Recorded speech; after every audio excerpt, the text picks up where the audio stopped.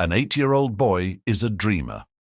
While other children are focused on books and exams, he sees a world of possibilities in splashes of color, drifting clouds, and the tiniest creatures around him. But his world is not one that his school or parents understand. As the film begins, he is daydreaming during class, mesmerized by the shapes of fish in a nearby pond. The teacher snaps him back to reality. "Stand up!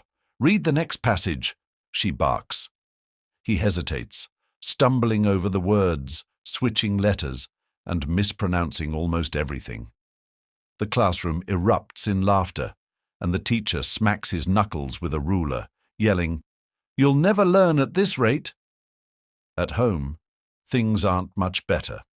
His father, a strict disciplinarian, constantly compares him to his elder brother, the family's pride and joy. "Look at him, top of his class, the school tennis champion, and you can't even spell your own name correctly," his father yells after yet another complaint from the teacher. His mother tries to comfort him, but even her love is tinged with worry. "Why don't you try harder?" she asks softly, tears in her eyes. The boy's isolation grows deeper.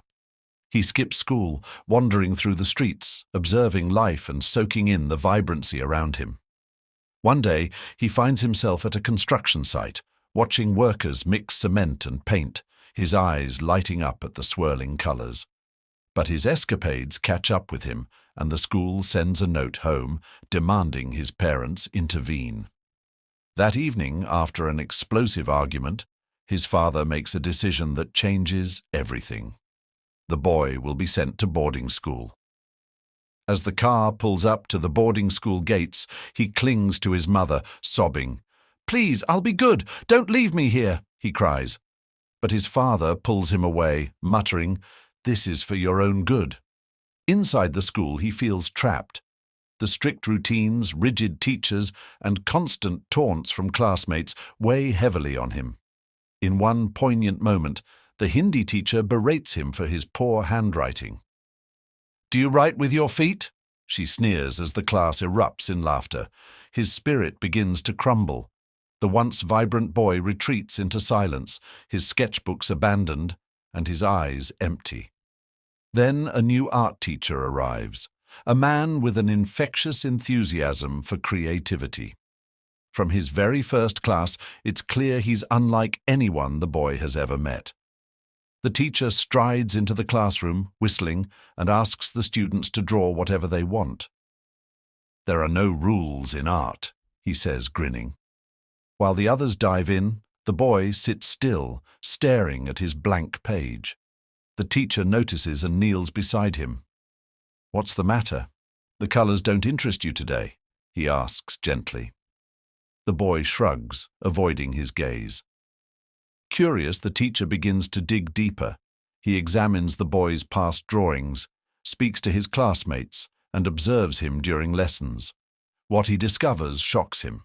The boy isn't lazy or disinterested. He's battling dyslexia, a learning disorder that makes it difficult for him to process letters and numbers. Determined to help, the teacher visits the boy's home. Over tea, he shares his findings with the boy's parents. "Your son is not incapable. He's extraordinary. He just learns differently," the teacher says, showing them the boy's vivid artwork. But the father dismisses him.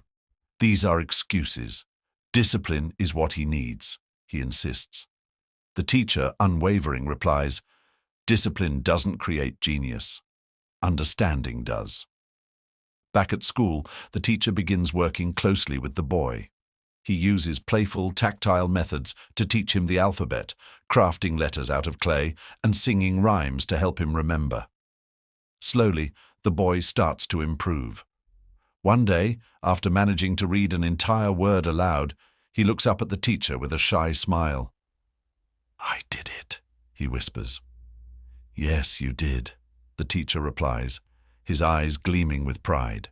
To restore the boy's confidence, the teacher organizes an art competition open to the entire school. On the day of the event, the atmosphere buzzes with excitement as students work on their masterpieces. The boy hesitates, unsure if he can match their talent, but the teacher gently encourages him. "Paint what you feel. There's no right or wrong," he says. Taking a deep breath, the boy begins. His brush moves with purpose, each stroke bringing his imagination to life. When the competition ends, the judges and students gather to see the results. The teacher unveils the boy's painting, a vivid, stunning depiction of a boy reaching for the stars, his world exploding with color and light.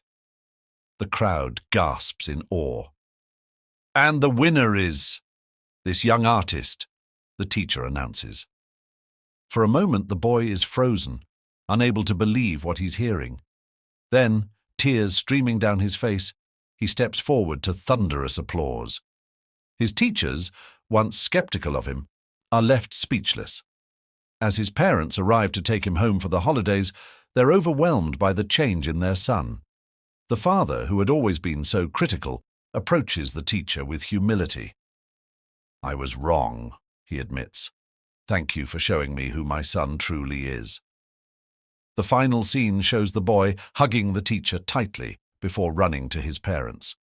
His face glows with newfound confidence and joy, a boy finally understood and celebrated for who he is.